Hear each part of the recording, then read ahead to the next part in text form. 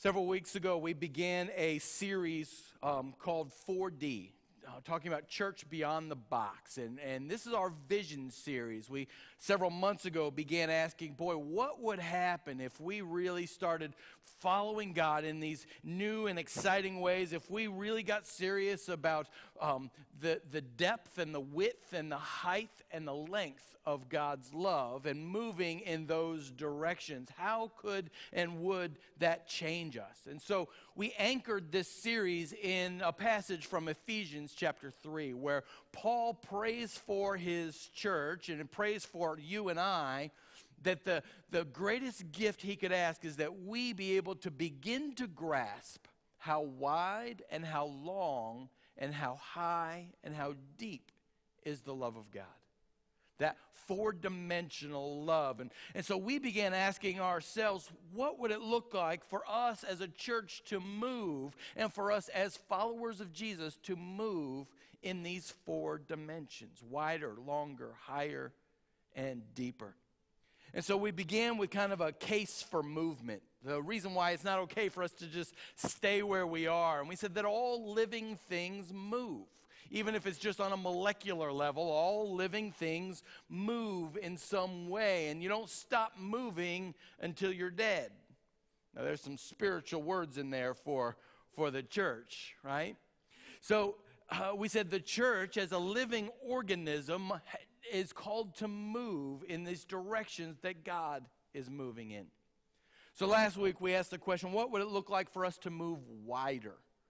And we began to ask about our outreach and about evangelism. What would it look like for us to look wider and ask the question, who's not here and why? Who are we bringing to Jesus in 2015? And what are we willing to do in order to bring people to Jesus? Not just to church, but to Jesus. This week, we want to take a look at what it looks like to move longer. And for me, this is the mission and the legacy side of the dimensions of God's love, the length of God's love.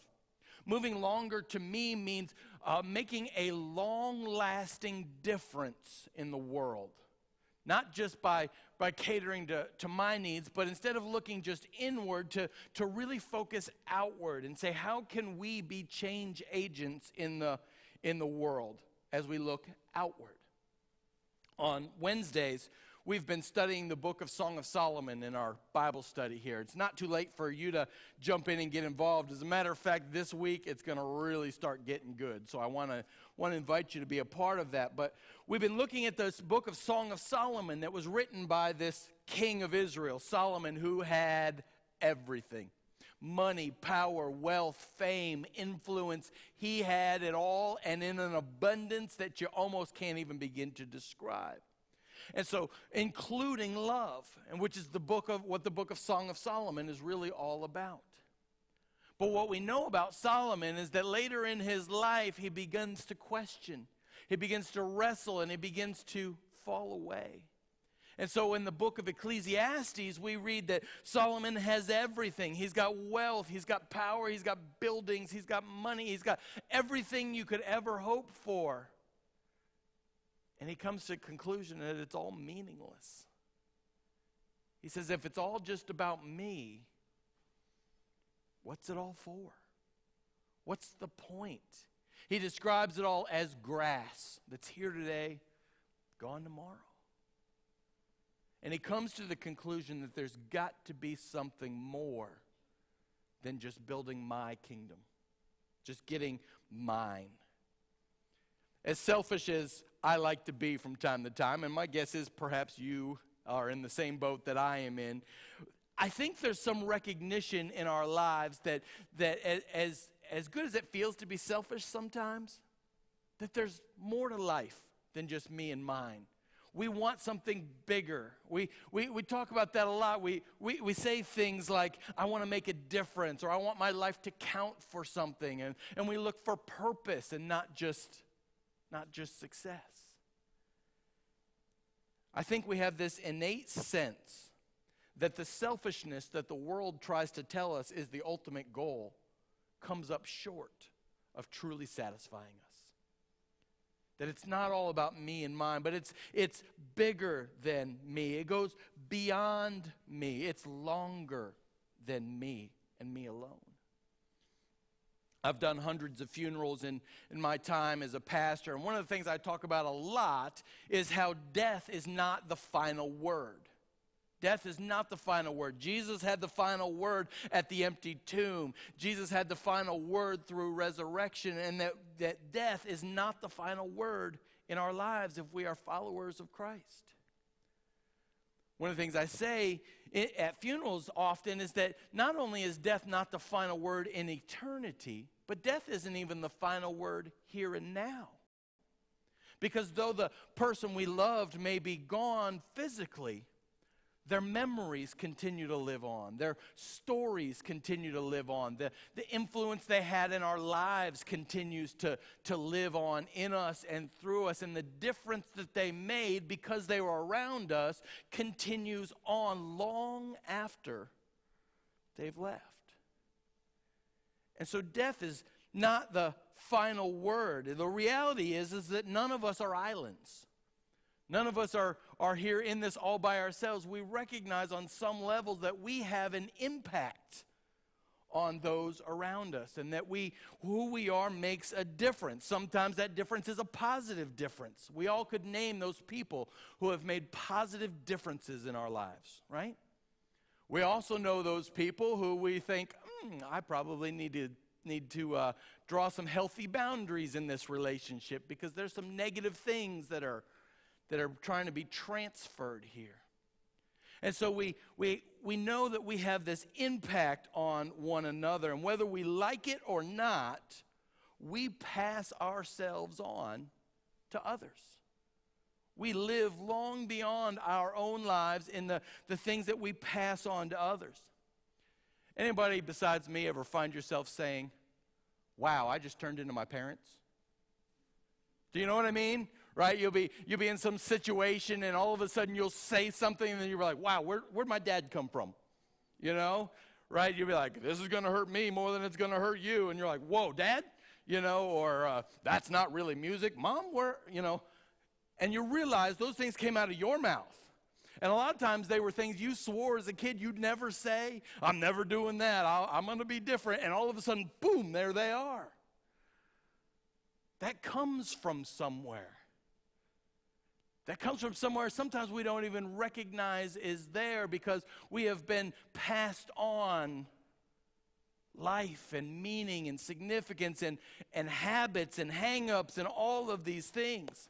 My guess is that if you really took an honest look at your life, some of the traditions you have in your life, the mannerisms, the way you do life, my guess is most of you would have to come to the conclusion that I am either in many ways very like my parents or exactly opposite of my parents.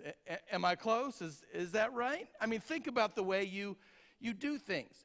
Because we pick up their habits, and there are ways in which we say, yes, I want to do that. And I want to do it that way. And so in my house, these Christmas traditions that we've had for years and years and years continue to get passed on. There's also some of the baggage that I say, you know what? I don't want to do that. And so we do it exactly opposite of those people. Either way, what it means is that it's a demonstration of the long effect that the people who are closest to us have in our lives. And the long effect, the generational effect that comes from our connection with them, for good or not so good. The question is not, am I having an impact in the world? The question is, what kind of impact would I like to have? What kind of legacy would I like to leave? How do I want to be known? What influence do I want to have lived long beyond me? I want to invite you, if you brought a Bible or if you want to use one of the ones in your pews, to turn to Exodus chapter 20. Exodus chapter 20. It's while you're looking for that, it's at the very beginning of the Bible. And while you're looking for that, let me give you a little context here. Exodus chapter 20 is the 10 Commandments. So probably maybe a familiar place to many of you. These 10 Commandments. And so it's a pretty critical place for us to spend some focus. The things that God says during these 10 Commandments were meant to be kept. They were meant to be understood. They were meant to be lived. These aren't just the 10 good ideas. These are the 10 commandments, right? So it's important that we get the things contained in there. So Exodus chapter 20, look at verse 4. This is the third commandment. It says, "You shall not make for yourself an image in the form of anything in heaven above, or on earth beneath, or in the waters below. You shall not bow down to them or worship them." Now, let me pause here for a second. This is God saying idols will destroy you. And I know most of us don't spend a lot of time bowing down to golden calves or building wooden images, but we all have our idols. An idol is anything we put in the rightful place of worship that God is supposed to occupy. And so we all do it in some way, shape, or form. We all could name our idols, whether it's success or money or pride or greed or whatever it is. We put these things before God, and they become our idols.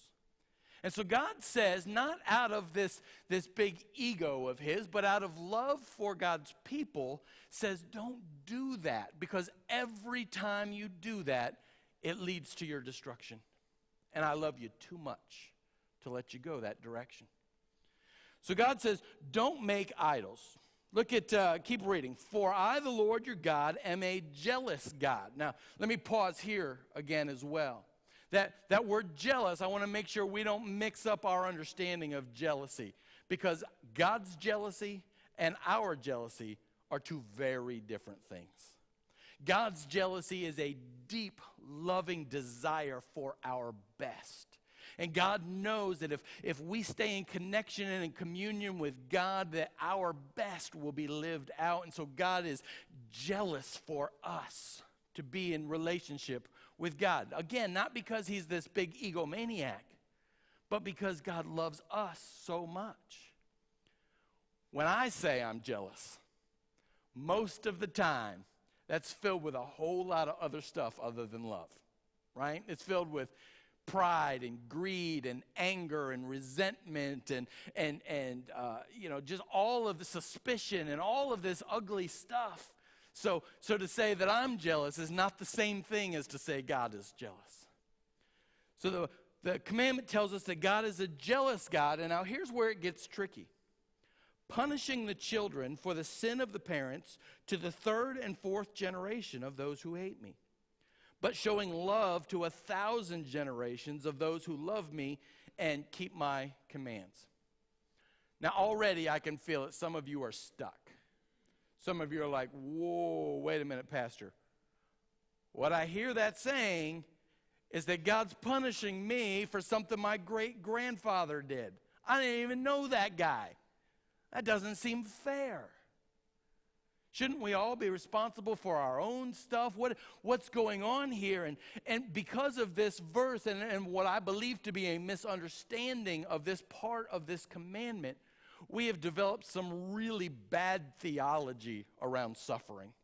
I talk to so many people who come to me in these moments of pain or suffering, and they say, "Well, God must be punishing me for something I did or something somebody else did." And I'm just not sure that's the way God works.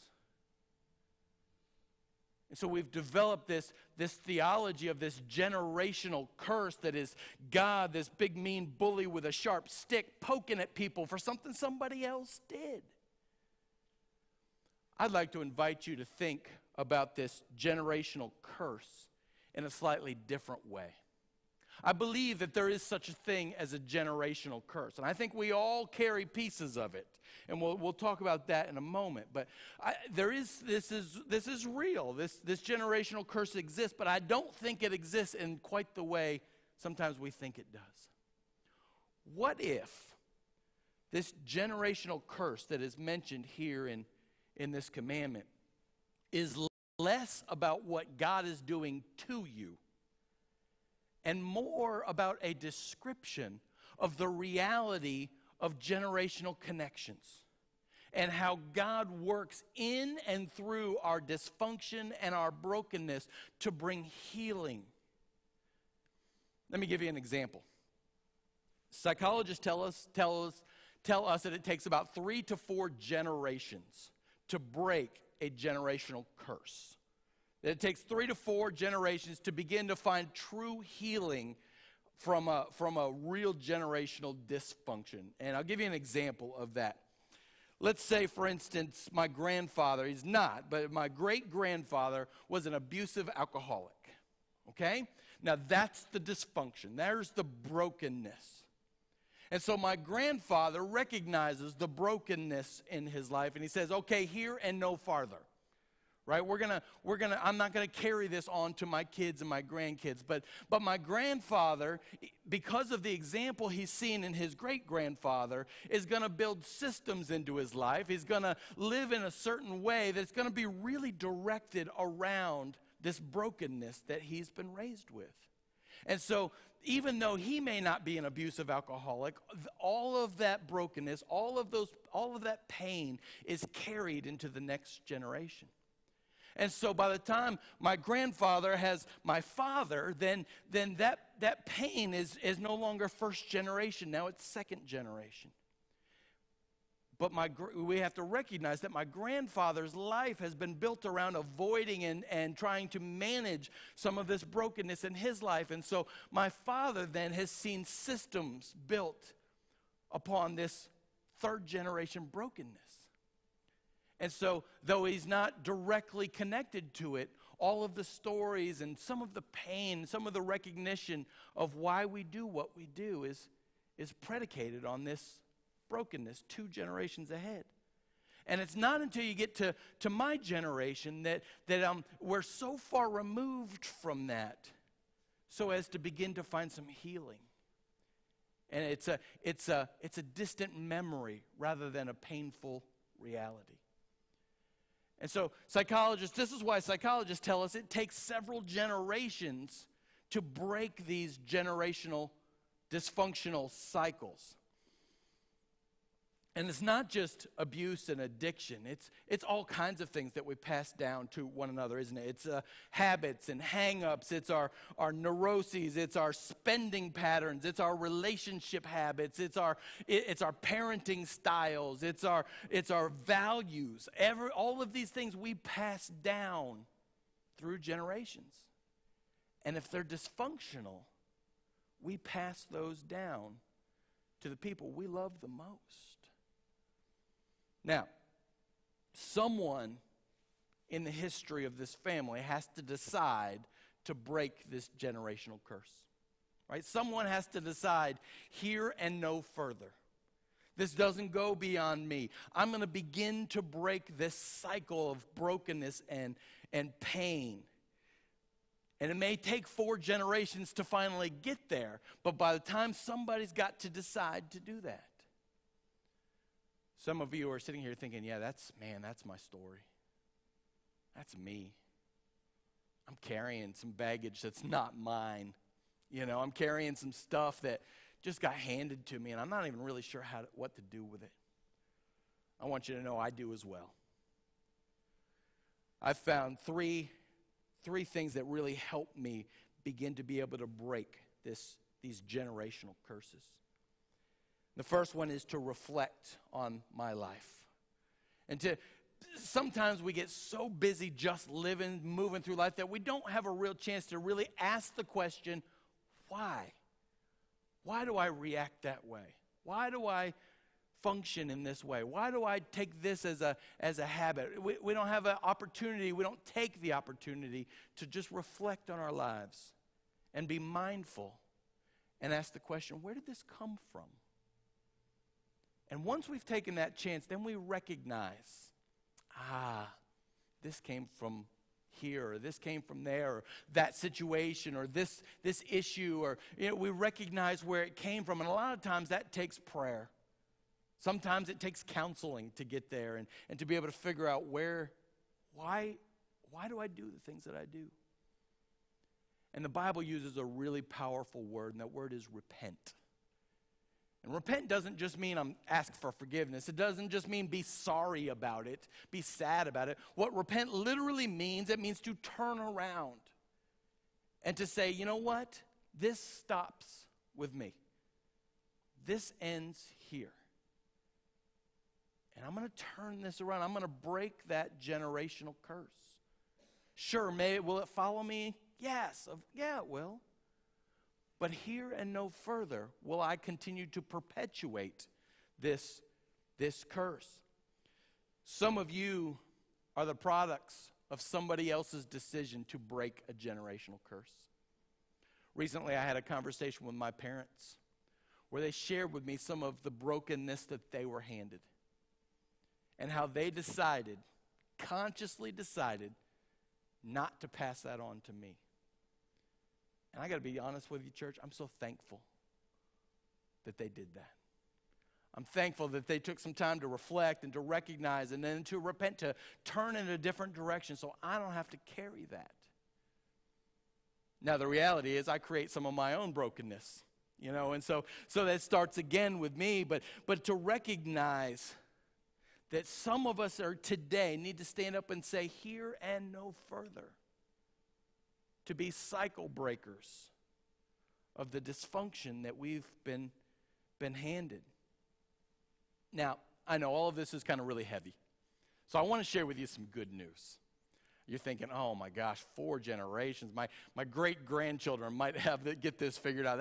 That seems like a long time, right?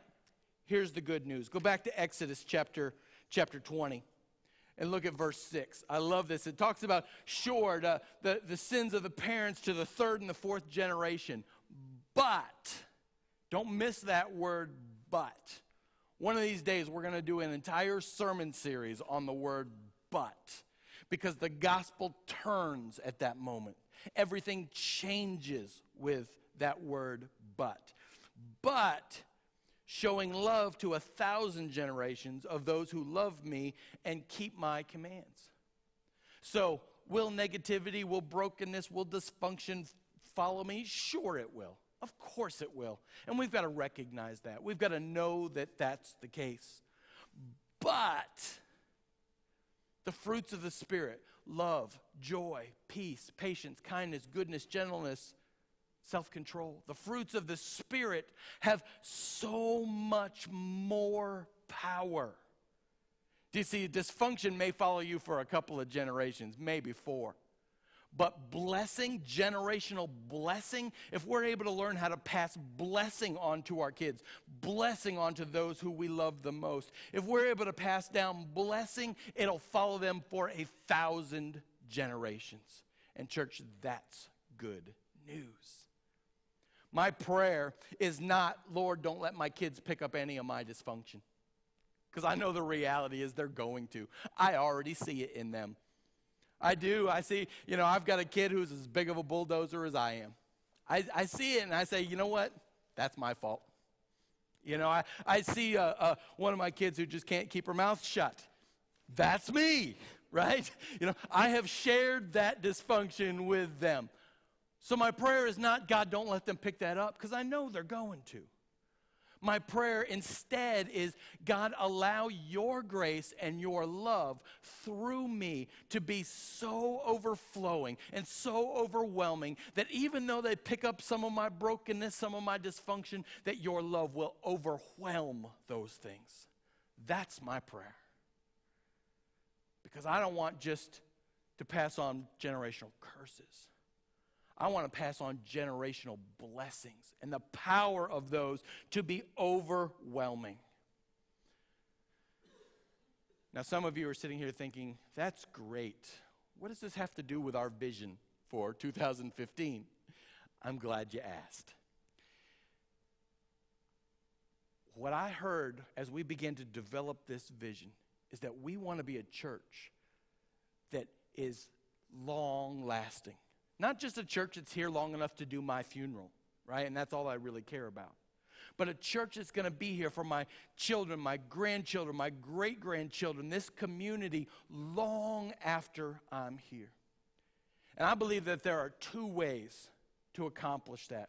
And the first one is through mission. the things we do for others, the things we give, that we make a difference for generations.